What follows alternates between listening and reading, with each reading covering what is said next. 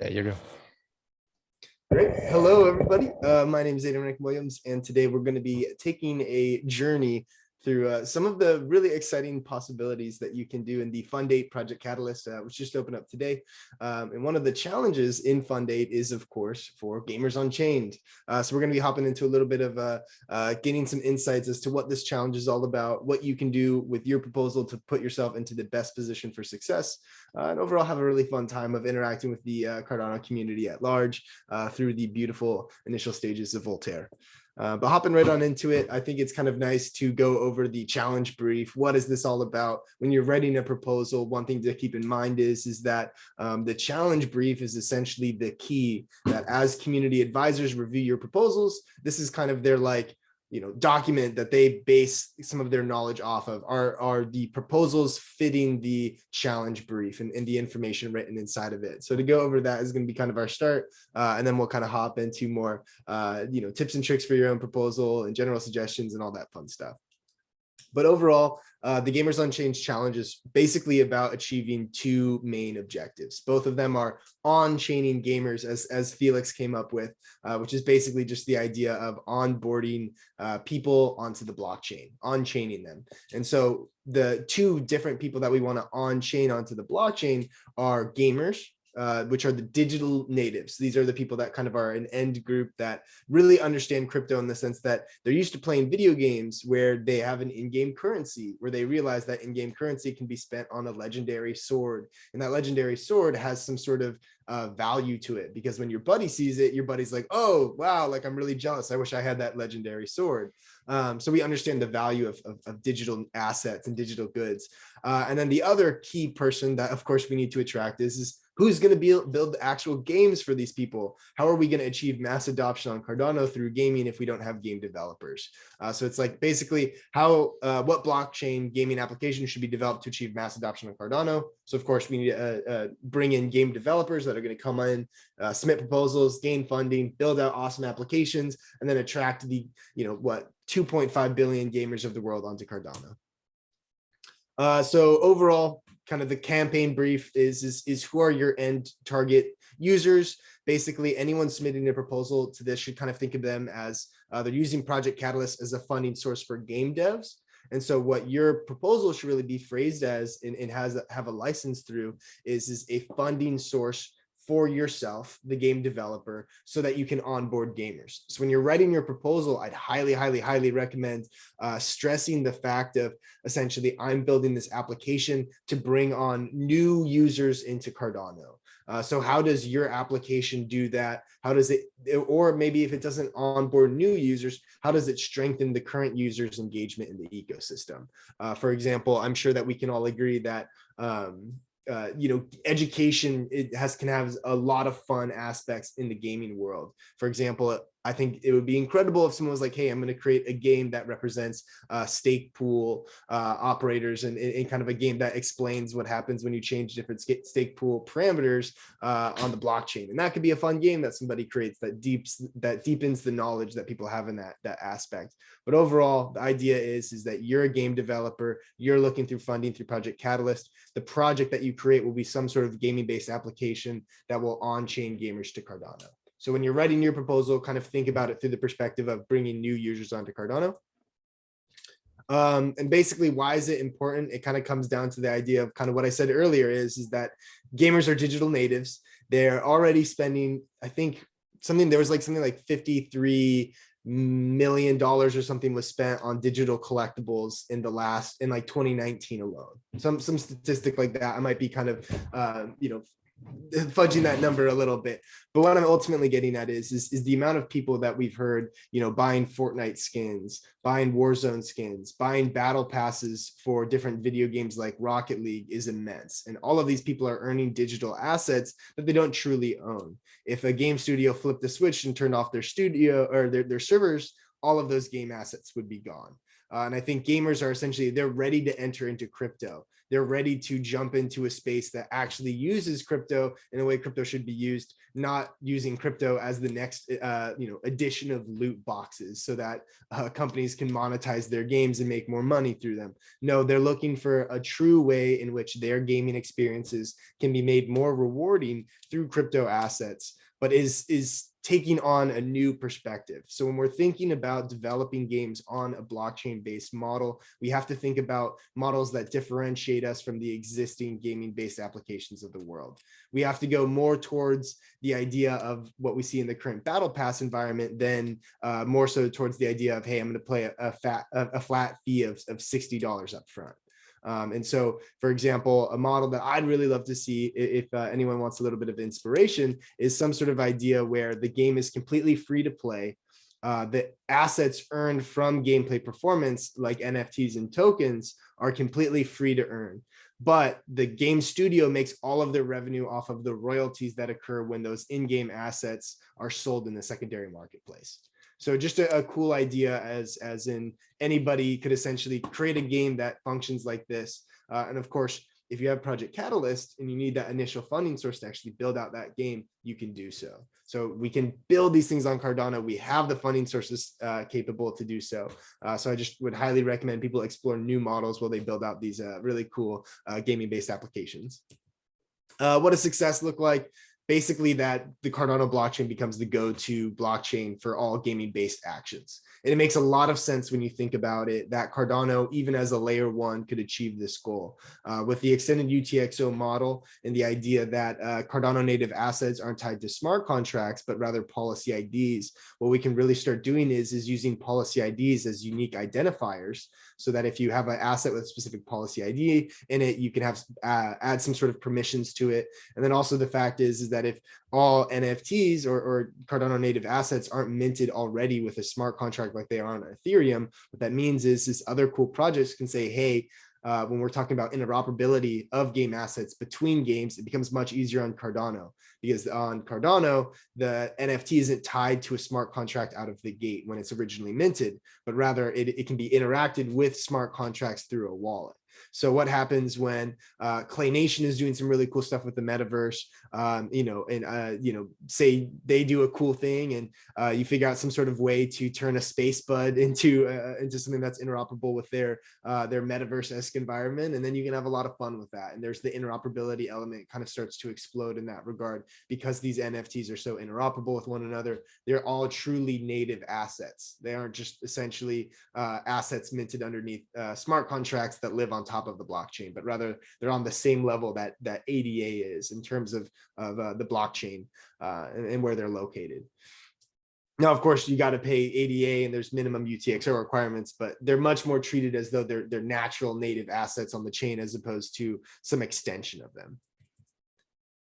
And then in terms of kind of key metrics to measure as you're building out your applications, the challenge says, hey, as a challenge, the metrics we're going to be measuring is like the total number of gaming-based applications created and the total numbers of users that those gaming-based applications serve. And so you can kind of extrapolate that when you're making your own proposal. I mean, think about it. What is the proposal all about? It's about bringing on game developers to create applications for gamers. So when you're thinking about your key metrics, phrase those from that perspective of hey, how am I going to bring on gaming developers? So maybe, for example, you say, hey, I'm going to be hiring game developers with these funds, right? That touches on the first point. And then I'm going to be using these game developers to go off and create applications for gamers to bring them on board. So set goals, KPIs that talk to game developers and that talk to bringing on gamers themselves. In terms of other metrics to measure, this is also kind of one that's more challenge based, but I think you can bring it down to the micros of your own project. And one of them would be like the number of gaming assets created. So of course, I mean, you could go off and mint 150,000 NFTs, and that might not mean that there's any value there. But I think if they're linked to some sort of game that's actually playable, that means there's some level of effort that's gone into it. So think about, one of the metrics you could potentially add is your predicted number of Cardano-based assets created. And so when you pair that up with the number of total users that you want to serve, you can start getting into having a lot of fun where it's like, hey, I want to serve 100,000 users with 50,000 NFTs. And then we can kind of start to see the dynamics of how the supply and demand function is going to work there. And then additionally, I'd say that as we're building out all of these really fun gaming-based applications, there's a whole section and niche of the crypto community that is very blockchain agnostic. They don't care what blockchain they're working on as long as it's a quality blockchain that's easy to use. The gamers of the world, just in the way that they don't really mind if they're playing Call of Duty or Battlefield or Halo Infinite or Fortnite or Rocket League, you'll have one gamer that will play all of those different games. And it's just like with the blockchain. It's like you can have gamers that will choose all sorts of different blockchains. It's really about what's bringing them the most fun and engaging activities. So there's a lot of gaming-based content creators out there specific to the crypto space. And a lot of these people are just creating videos because they want to show off the play to earn capabilities and what people are doing to increase the overall gaming environment. And a lot of these people are going to be naturally already wanting to create videos on the latest play to earn projects, especially if they're on new and unique and exciting blockchains. So consider messaging some of these folks as you're building out your project, because that could even be one of your deliverables, was essentially bringing in gaming-based content creators onto Cardano and teaching them about what's going on in our awesome space. And of course, Ethereum has these awesome gaming projects, and Binance Smart Chain has awesome gaming project, but let's show them the cool things that we can do specifically with Cardano. And then in terms of one of the challenge metrics that I think is kind of almost the gaming version of what we see in DeFi. In DeFi, we see total value locked. And so that's kind of the metric of how much money is locked up in like liquidity pools and lending protocols and yield farming and all that fun stuff. But what is the gaming based equivalent of that? And I think one of the great ones is total value earned. So I'm sure we've all heard amazing stories of, like, for example, that Axie Infinity has led to certain people being able to make enough income to feed themselves and their families, all off of playing a video game that they really enjoy. And so how can we start measuring the total value earned by the gamers of the world? Because that's not really something that we're seeing right now. Generally, we're seeing the total value earned by the gaming developers, the people that are selling the games themselves.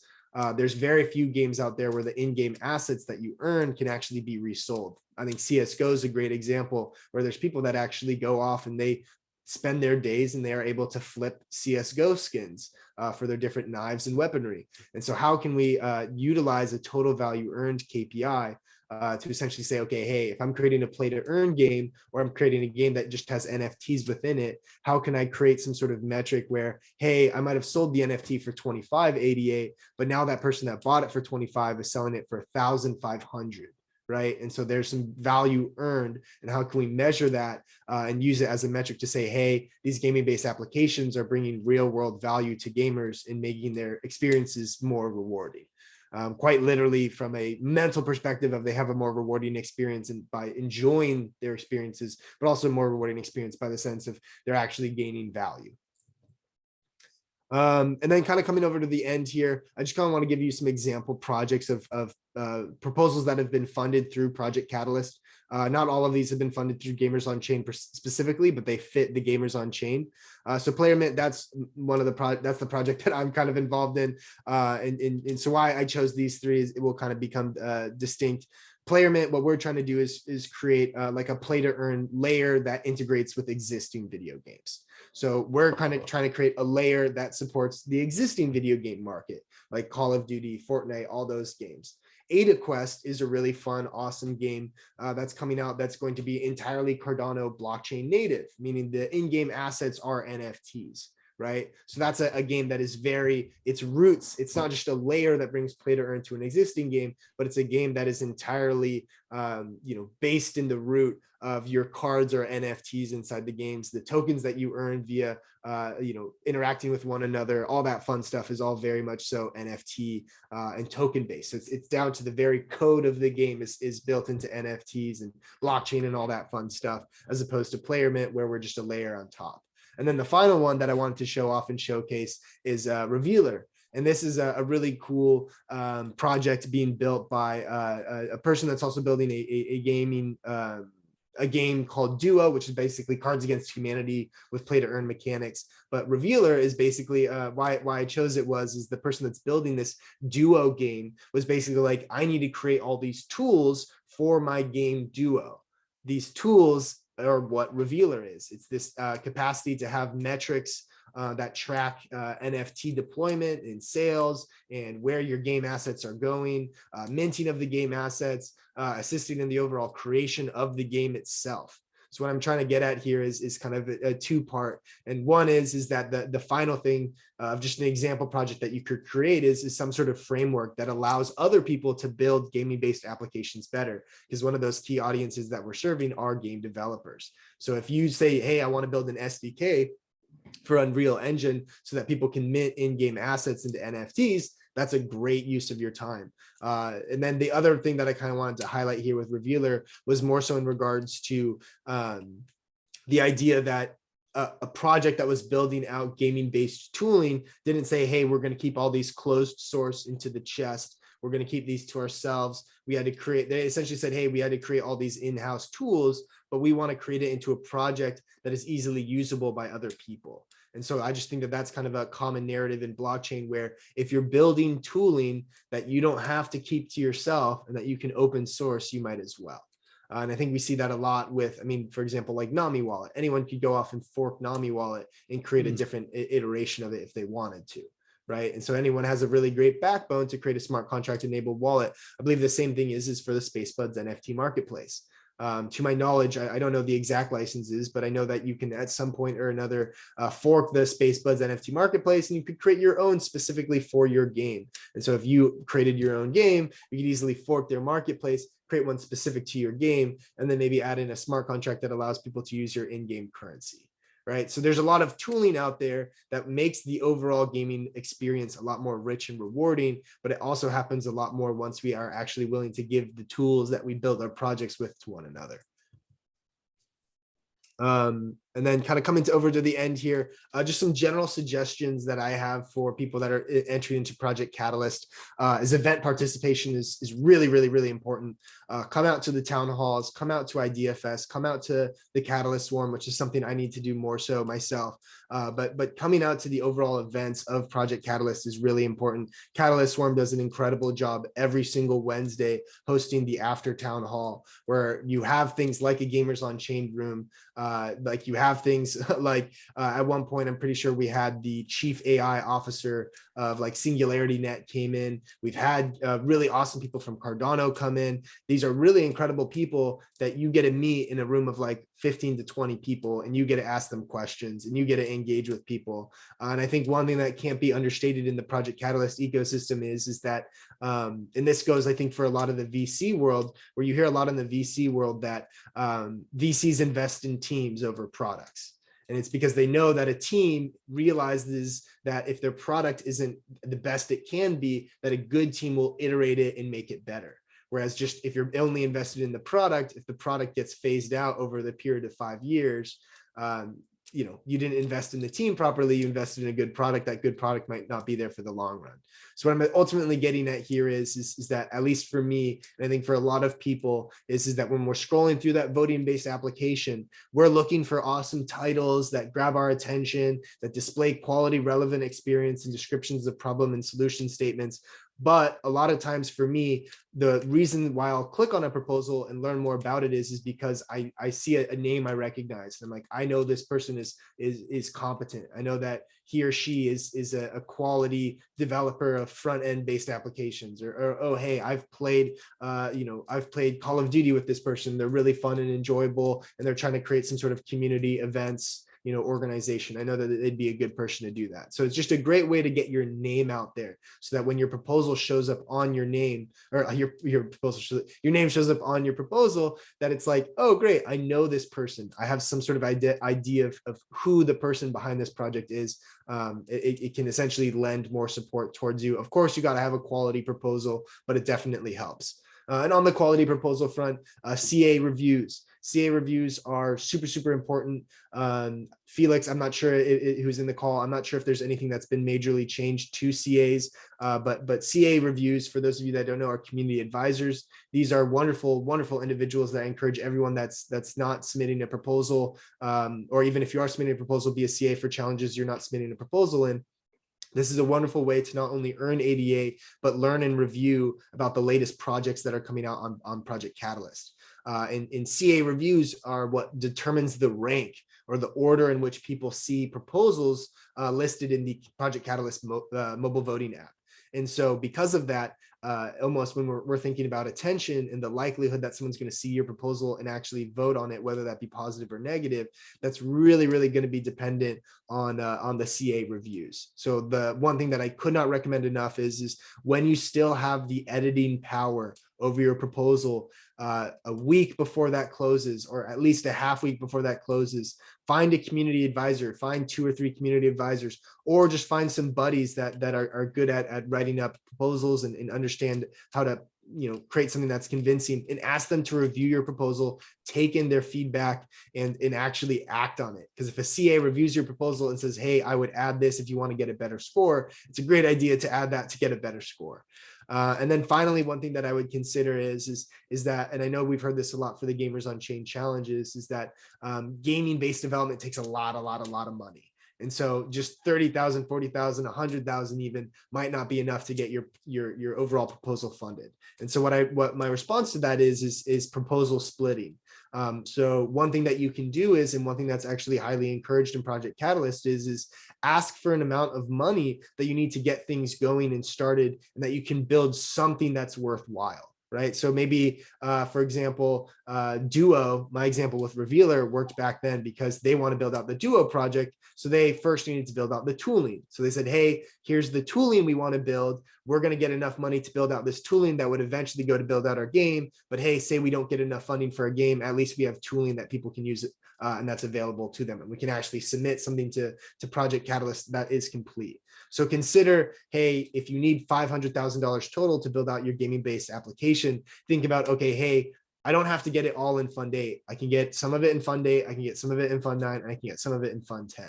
And it's also a lot easier if you do the event participation, if you interact with CAs, if you go through all this process over that entire time, you'll become well known enough and you'll know enough people in the community that you have a good support network that can really help you out in regards to getting involved with Project Catalyst. And then also with proposal splitting, I'm more speaking of it cross-fund, but if you want to, you can also do it cross-challenge. So if it makes sense, for example, that you're building an open source piece of tooling, you can go off and submit it in the open source developer ecosystem challenge. And then you can submit the more gaming-based aspects of your project into the Gamers on Chain challenge. So consider doing that. The one thing that I'd always go by, the rule of thumb for there is never submit a proposal that, if funded, couldn't be a standalone project, right? Just because you don't, right? Just from a responsibility perspective and usage of the treasury funds, always make sure that if you get a proposal funded, it's not like, oh, well, I didn't get my open source developer ecosystem challenge funded either. I'm now kind of stuck in the water. Right. So always work to, as much as possible. And I know that sometimes it's almost impossible to do so, but as much as you possibly can, if you're going to split proposals, make sure that if the proposal is completed, that there is some sort of deliverable that is going to bring value based upon the challenge brief. Other than that, I think we can kind of jump into more of a Q&A and discussion and actually talking about all this fun stuff. But if there's anything that anybody here needs help with, I'm more than happy to talk about it at any point in time. My email is aiden@playermint.com. You're welcome to shoot me an email if you want to have a follow-up conversation, whether you're in the Zoom call we're having this in right now, or if this gets distributed on YouTube or something like that, and you're watching this and you want to chat, you're of course more than welcome to message me. I'm happy to hop in a call and we can talk about bringing gamers on chain to Cardano. But I think that is the end of the presentation. Thank you all so much for listening to me for the past 35 minutes or so, talk about stuff that I really am passionate about and stuff that I really like. Really love gaming, and I really love blockchain, and favorite blockchain is Cardano, so it couldn't be in a better spot. So if there's anything else that you all want to talk about, questions, things that we can go over, just let me know, and now is the time to do so.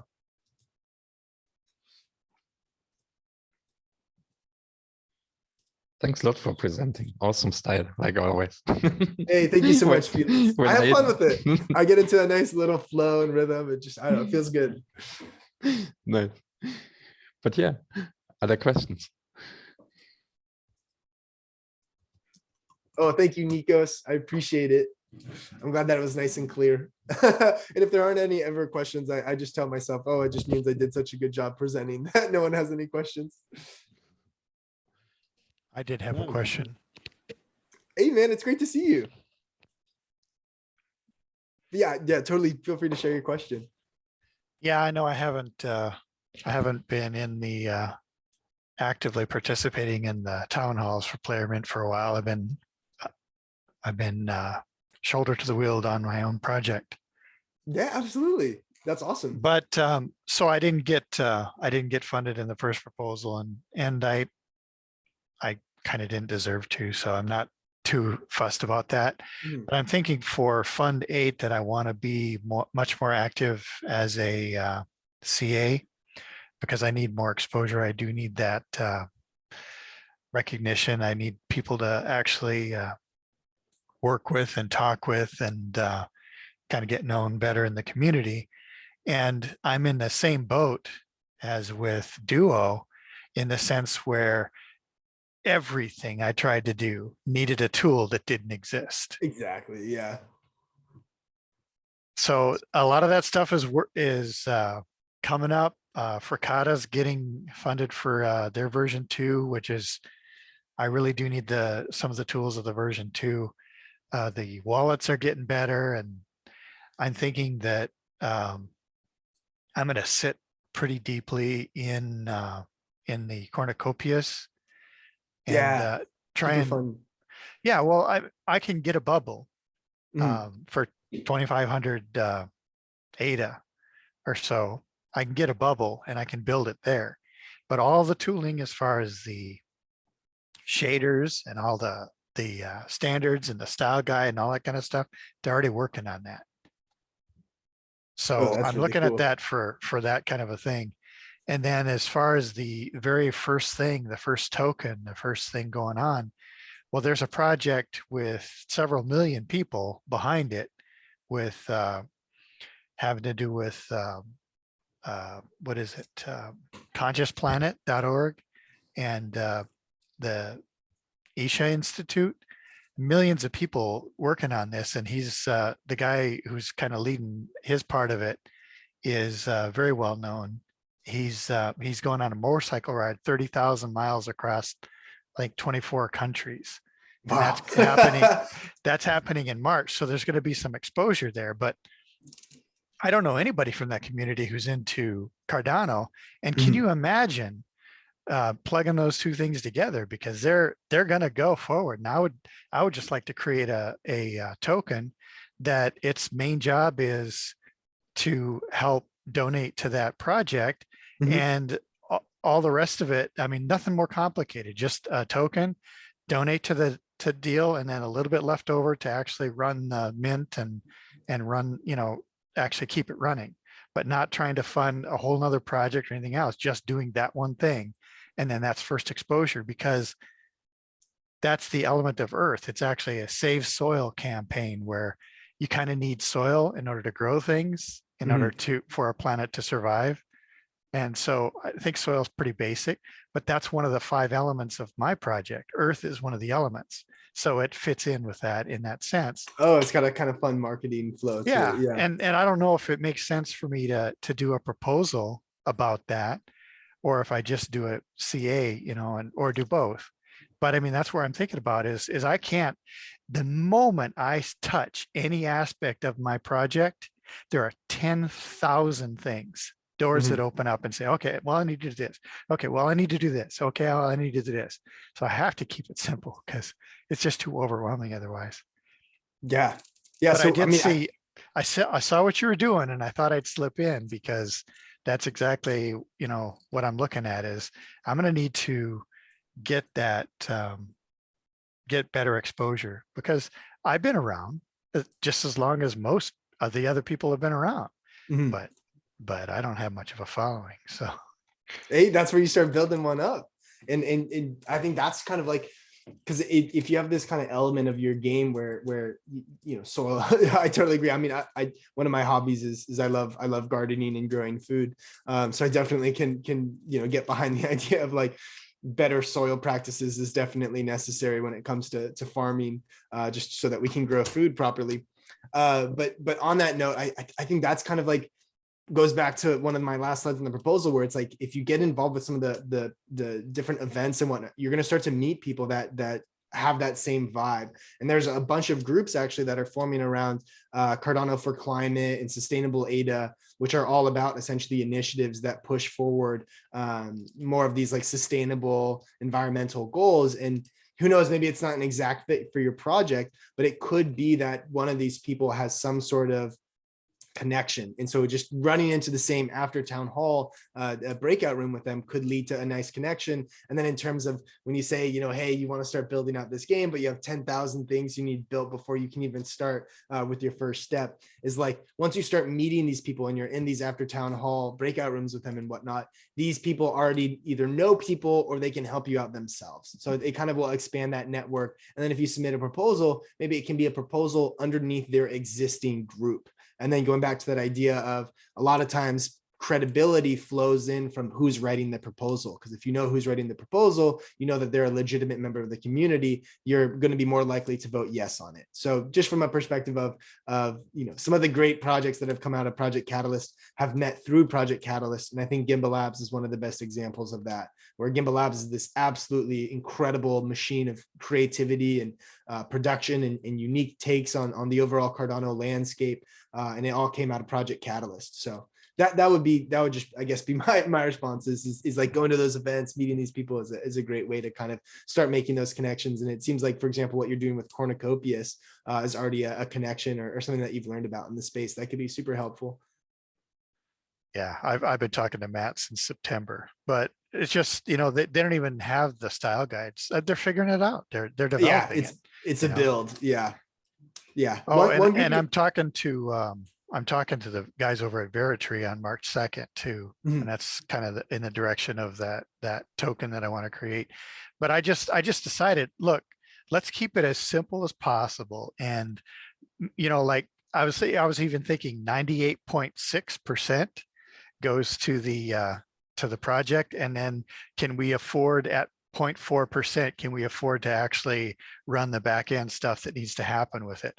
Because of course 98.6 would be, you know, or the one, I guess 1.4 left over, but 98.6 is a temperature of humans, and humans are involved in this project, and it's kind of, we're made of I soil. see what you mean. So, Yeah. you know, and so that kind of catchy in that way. And it's so basic. I mean, there isn't anything more basic than soil, than dirt, than stardust. Everything is made of that. So why not start at talk about first principles? Why not start at the beginning? Yeah, and I think a lot of people will be able to get behind that. So from like a branding perspective and from like a community perspective, I mean, I'm already like, oh, I like that. Like, that's a nice little like kind of twist to it. And so I think if you go into breakout rooms and you talk with people and that's what you're bringing up, they're gonna be like, oh, this guy, like, he's thought through what he wants his project to be. He's kind of got a nice flavor to it. He also has some background knowledge on the topic. It's not just like something that, an idea that he has that he doesn't really have any research about. It's like, oh, he has all these cool ideas behind it and this cool philosophy and whatnot. So I think that'll take you a far way. Just a matter of like exposing it to other people. Sounds good. Very cool. Yeah, and it looks like Nikos asked, I could vote for a Unity SDK or mobile Web3 wallet. Absolutely. You could also, you could vote for them. I think one thing that we're going to start seeing more and more of, and there was a bit of controversy with this in Fund 7, but I think we're going to see a lot more of, we're going to need more, and I think this is something that Project Catalyst is working towards, but we're going to need more delegative democracy, liquid democracy-esque principles, because I think one of a really cool stake pool operator that runs Gaia and is submitting a cool card game to Gamers on Chain, at least in Fund 7, spent 5 hours looking through proposals and voting on all of them and wasn't able to get through all of them. And that was when we had a mobile app that just displayed title. Thursday, February 24th. What was that? Oh, sorry. The mic was still hot. Oh, no worries. Yeah, so what I was basically just getting at is that I think we're going to also see a lot of people with a delegative democracy starting to kind of poke its head up, because I wouldn't be surprised if a role in Project Catalyst becomes, hey, I'm a domain expert in, AI. I really understand it. Here's a degree that I have in machine learning and all this fun stuff. And oh, hey, this person visits a lot of the community and I respect him or her. Hey, I'm going to delegate my vote to them. So I think, Nikos, I mean, if you're talking about voting for these Unity and SDKs and all that stuff, if that's something that you're passionate about, not only could you vote for it with your personal wallet, but as we start to see this liquid democracy come up, you could also be someone that says, okay, hey, I'm going to become a domain expert in game development and SDKs and whatnot and all that fun stuff. So building up your personal brand is a great idea.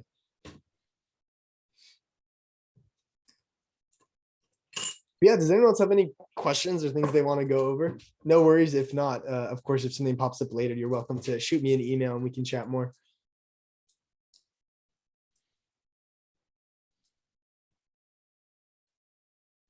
I would have a question as a person who watched this video, never submitted a proposal, don't have any clue about Project Catalyst, and says, well, but I am a game developer and I would love to join. I would love to do.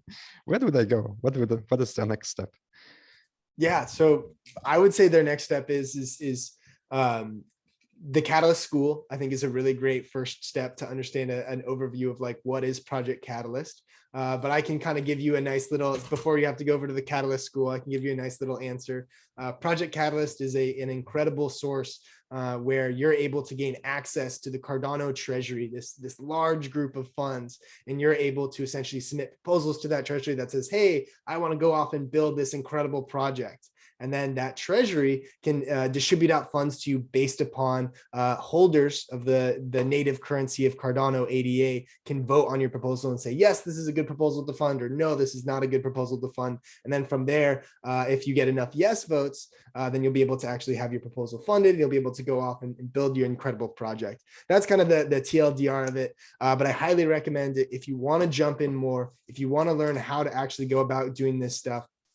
Join the Project Catalyst town halls that occur every single Wednesday at 1700 UTC or 1800 UTC. Those are a really, really great resource that'll help you kind of dive in and understand what's going on in the space, meet a bunch of really cool people as well. I highly recommend also just watching videos. If you search up Project Catalyst on YouTube, Cardano Project Catalyst on YouTube, you'll also see a lot of incredible content creators sharing their thoughts and what to do in this space. You also even go to Twitter and search hashtag Project Catalyst and see some information there as well. But I think probably one of the best easy to access resources is the Catalyst School and all the cool things that are going on in that space. Great. Thanks a lot, Aiden. Hey, thank you, Felix.